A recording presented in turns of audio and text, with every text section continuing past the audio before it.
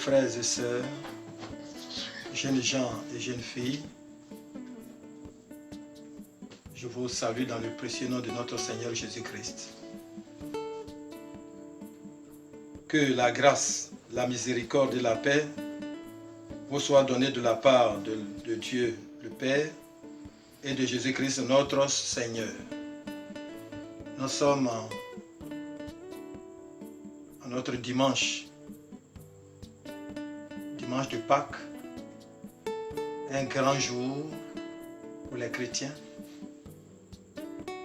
Et c'est un jour où nous devons nous réjouir parce que notre Seigneur Jésus-Christ est mort et ressuscité. Il a effacé nos péchés pour nous introduire maintenant dans le royaume de Dieu. Ouvrir l'accès à chacun d'être dans la bénédiction de Dieu et d'entrer aussi dans le royaume de Dieu. La porte nous est largement ouverte par le sang de Jésus-Christ. Et nous pouvons aussi avoir accès à toutes les bénédictions de sa grâce. Donc c'est un jour de réjouissance, un jour où nous sommes ensemble pour pouvoir manger à la table du Seigneur. Mais malheureusement, cette situation que nous traversons, situation de pandémie, nous oblige à nous confiner chacun dans ses églises de maison. Mais nous savons que le Seigneur est avec nous. Et parce qu'il a dit, là où 2 ou 3 sont assemblés en mon nom, je suis avec eux. Ce dimanche, nous allons voir un texte qui est plein de bénédictions et aussi de symboles. C'est l'évangile de Jean, chapitre 13, du verset 2 au verset 15. Le titre que je donne à ce message, c'est « Vivre, nous pouvons vivre chaque jour dans la sainteté. » Nous pouvons vivre chaque jour dans la sainteté. Je lis le texte. Pendant le souper, alors que le diable avait déjà mis dans le cœur de Judas Iscariote, fils de Simon, le dessein de le livrer, Jésus, qui savait que le Père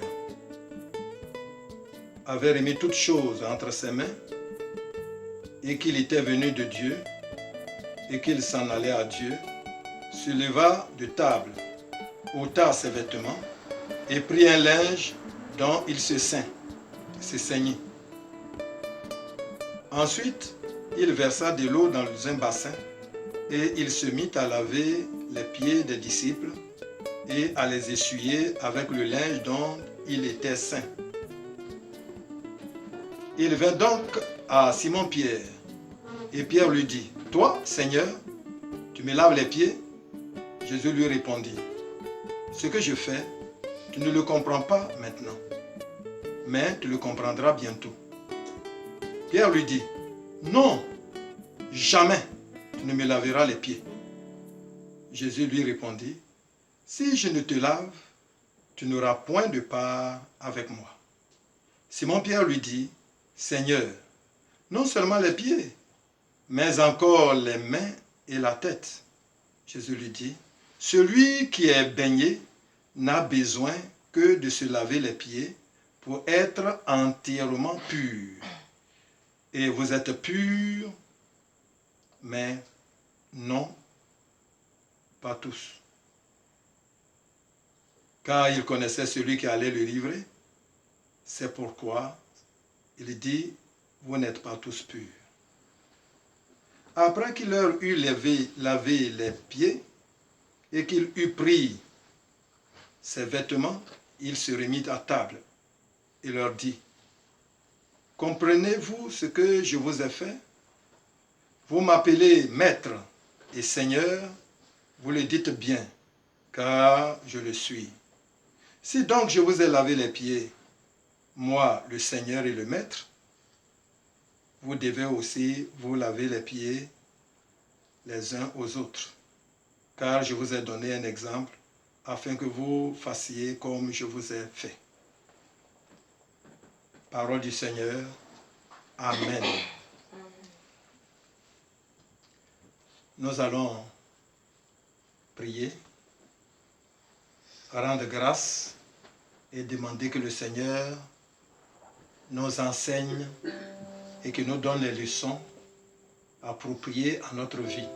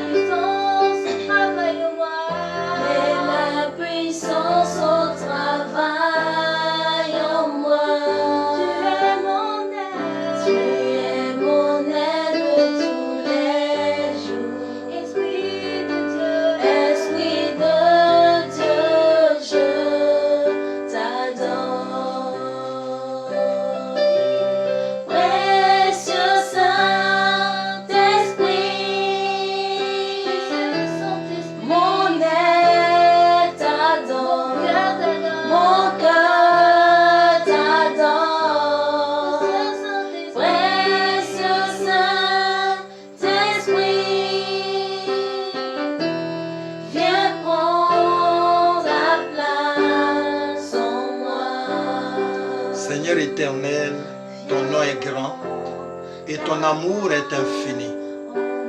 Seigneur, tu nous as aimés, que tu as livré Jésus-Christ à notre place.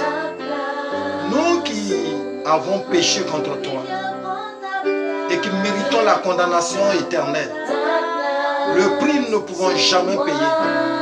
Mais Seigneur, tu as envoyé Jésus-Christ par amour afin que nous accorde, Seigneur, le salut et nous ramener à toi pour que nous ayons le bonheur, la joie, la paix et la liberté en toi, parce que nous ne pouvons pas vivre sans toi. Avec toi, nous sommes heureux. Loin de toi, nous souffrons. Seigneur éternel, illumine nos cœurs, illumine notre esprit et accorde-nous toutes tes faveurs, afin que, Père, nous bénissons ton nom. Au nom de Jésus-Christ, notre Sauveur. Amen.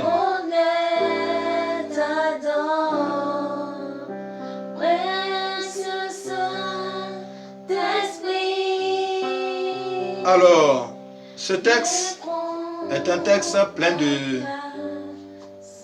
d'enseignements.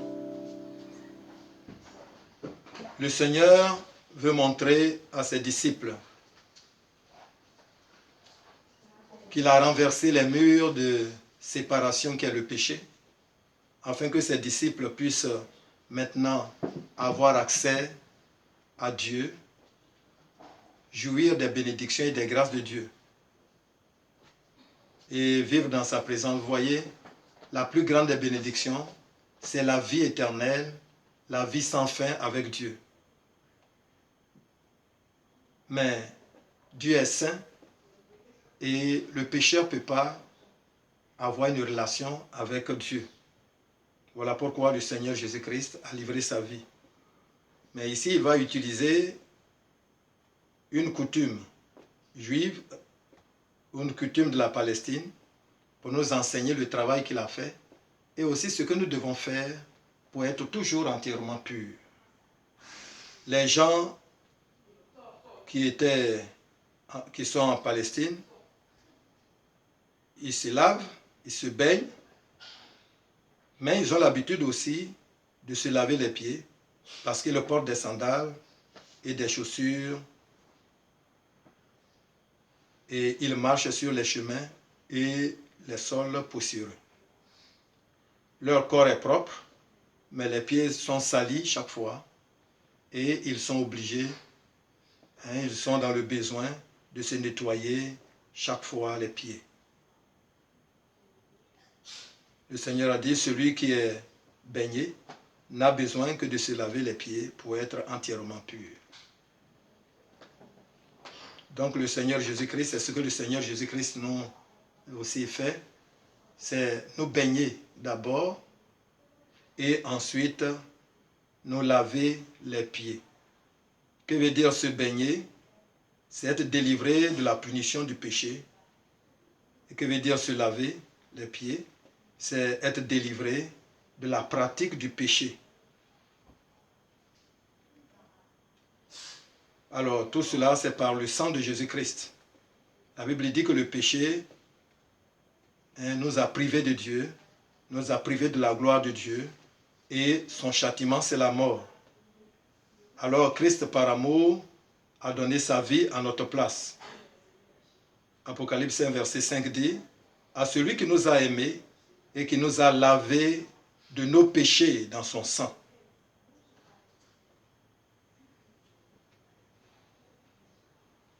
Il nous a lavés de nos péchés dans son sang. Et c'est ce qu'il s'est passé à la croix de Golgotha, que l'apôtre Paul relate dans 2 Corinthiens 5, verset 21. Il dit, celui qui n'a point connu de péché, il a été fait péché pour nous, afin que nous devenions en lui justice de Dieu. Cela veut dire que nous avons à la croix eu un changement de position, changement de place. Jésus-Christ a pris notre place. Lui qui est saint, lui qui est juste et qui mérite la vie. Alors, il a pris la place du pécheur, du condamné, du coupable, du maudit, et il a pris notre place et il va payer le châtiment qui nous est destiné. Et il nous a remis sa place de paix, de fils de Dieu et la place de bonheur auprès de Dieu. Et c'est ce qu'il a fait. Et ce sacrifice est vraiment très puissant.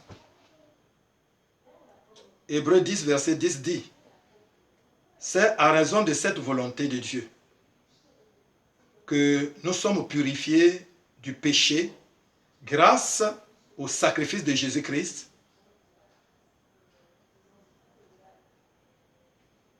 de son propre corps, une seule fois pour toutes. Donc, une seule fois, parce que le sacrifice est efficace. Le sang de Jésus-Christ est efficace. Alors, le sang efface tous nos péchés. Et pourquoi je peux dire que le sang est très efficace? Parce que le sang de Jésus-Christ est un sang saint. Le sang de quelqu'un qui n'a jamais péché. Et aussi, ce sang contient la vie éternelle. Alors, il peut payer le prix éternel de nos péchés. Le prix de nos péchés. Voilà pourquoi ce sang est puissant. Personne d'autre, à part lui, ne peut avoir ce sang en lui. Hébreux 10, verset 14 dit, « Par une offrande unique, il a rendu parfait pour toujours ceux qu'il a purifiés de péché. » Donc, nous aussi, la bonne nouvelle est que par la mort de Jésus, tous ceux qui croient ont été baignés et sont propres tous les jours. C'est-à-dire, ils sont rendus parfaits, sont rendus justes. Leur péché est effacé par le sacrifice de Jésus-Christ. Donc, Jésus-Christ les a baignés. Jésus-Christ les a baignés.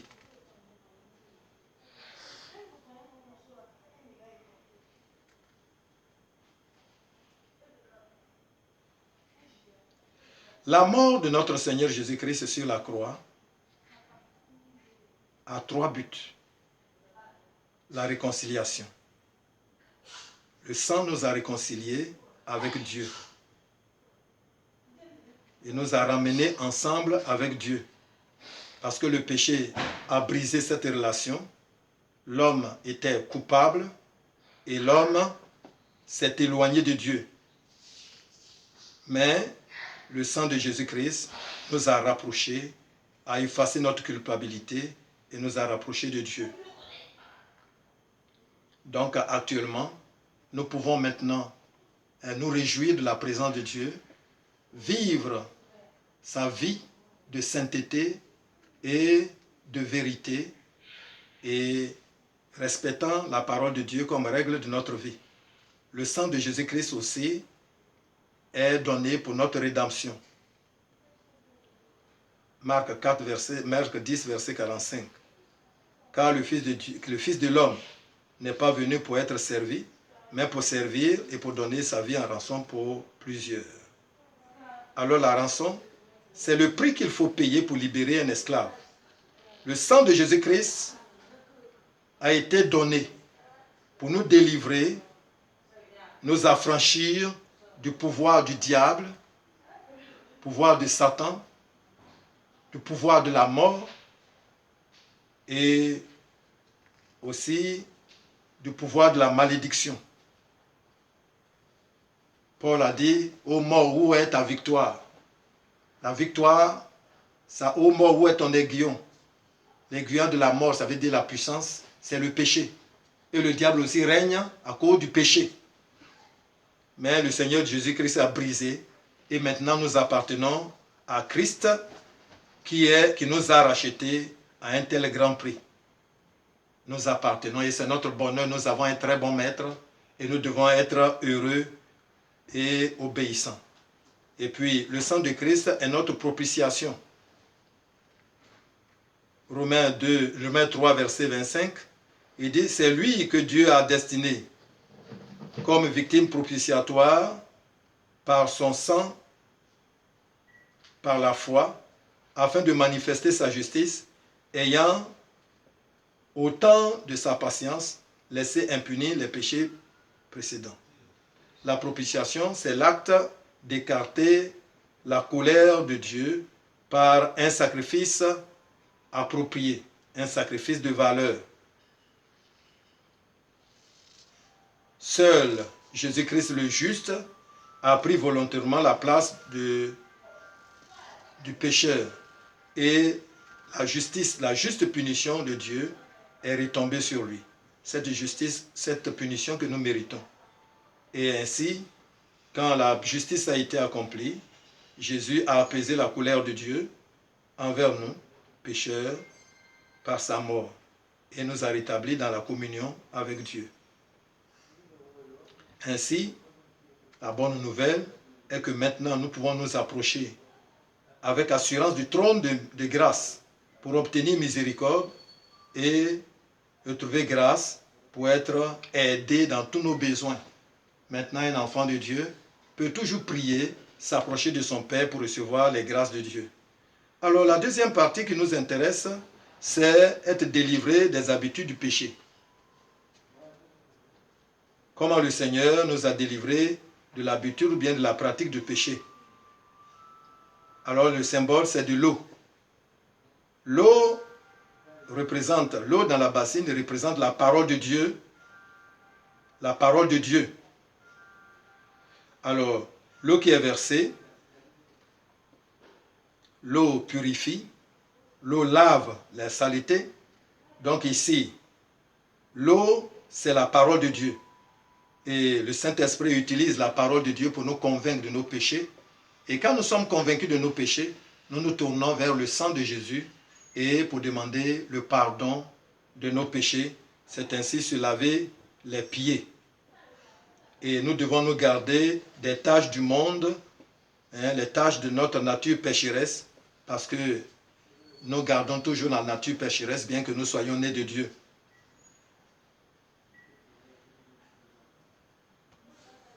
Donc, nous sommes nés de nouveau. Nous sommes régénérés, lavés une fois pour toutes. Mais on peut journellement rejeter les souillures et les imperfections révélé par la parole de Dieu, qui est le miroir de notre âme. Donc par l'intermédiaire de la parole de Dieu, le Saint-Esprit qui habite en nous, nous montre que nous possédons une nature pécheresse, capable de nous entraîner dans le péché. Et que nous ne devons pas marcher selon la chair, mais selon l'esprit, selon la parole de Dieu. Et nous avons besoin aussi toujours de recourir au pardon de notre Seigneur Jésus-Christ. Le péché rompt la communication, la communion, sans détruire la relation du chrétien avec son Dieu.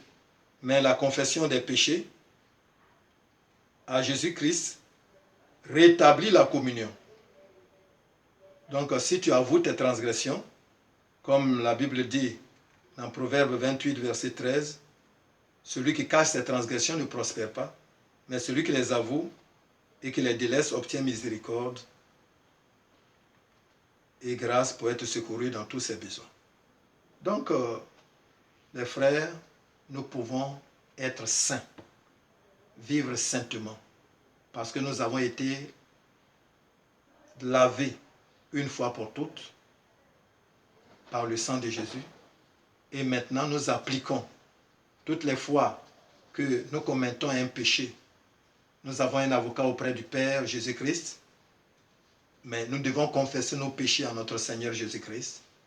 Et il appliquera le sang de Jésus-Christ, son sang sur ce péché, et cela sera ôté. Mais il y a des chrétiens qui se sont baignés, mais qui ne se lavent pas les pieds.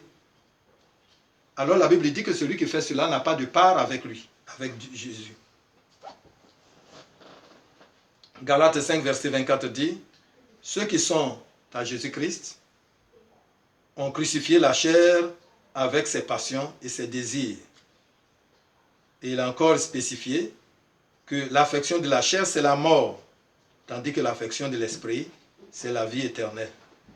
Donc, chers chrétiens et chrétiennes, si tu as donné ta vie au Seigneur Jésus-Christ, que tu as été lavé, tu n'es pas entièrement pur. Pour être pur et avoir accès à toutes les bénédictions de Dieu et aussi aller au ciel sans problème, alors il faut se baigner les pieds. Et c'est le travail que nous devons faire chaque jour. Le Seigneur a dit dans Apocalypse 22, verset 14, « Heureux ceux qui lavent leurs robes, afin d'avoir droit à l'arbre de vie, afin d'entrer dans la ville par les portes. »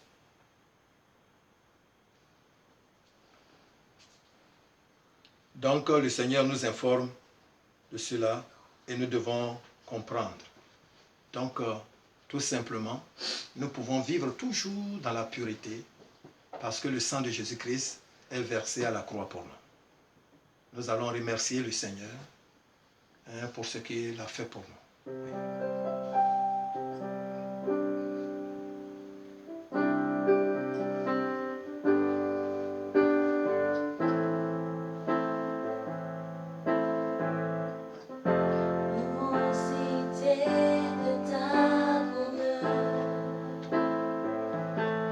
Nous allons prier le Seigneur.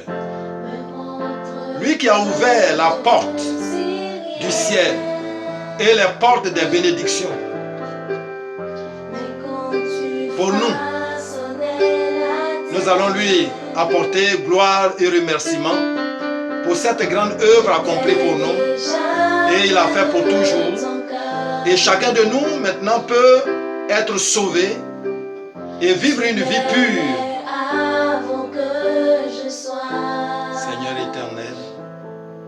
Tu es le Dieu des grâces. Qui peut penser que Seigneur Dieu des armées, ton amour va, Seigneur éternel, s'intéresser à nous les pécheurs. Mais tu es miséricordieux et compatissant. Ce que nous n'espérons pas, tu nous l'as donné en Jésus-Christ. Et nous sommes contents de vivre en relation avec toi, de t'obéir, de t'appartenir, de te servir. Oh Jésus, sois loué, sois glorifié et sois magnifié. Seigneur, bénis ton peuple et par le Saint-Esprit, donne la force à chacun de pratiquer la confession du péché. Parce que après le salut, tout ce qui nous reste, c'est de confesser nos péchés. Seigneur éternel, et pour être entièrement pur. Seigneur Dieu, nous te remercions. Père, sois béni au nom de Jésus-Christ. Amen. Les frères, que Dieu vous bénisse et vous accorde ses faveurs. Amen.